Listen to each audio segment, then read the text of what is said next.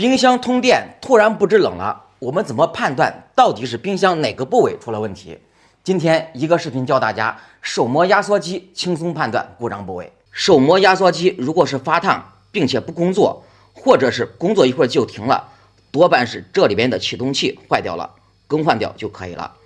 如果压缩机摸起来发烫，并且是一直在工作，基本上可以判断这个冰箱是缺氟的。压缩机摸上去发凉，没有嗡嗡的响声，这个时候大概率是冷藏室上面的温空气坏掉了。一般像制冷效果非常好的冰箱，压缩机正常是嗡嗡的响声，摸起来呢有点发烫，并且它这个细管摸起来要发烫，这个粗管的话摸起来是冰凉的，这样的话冰箱制冷效果就非常好。那如果说细管和粗管摸起来都是接近于常温的温度，这个时候就可以判断这台冰箱它是缺氟的。我们一定要先找到漏点再去冲氟。感觉视频对你有帮助，点赞收藏起来。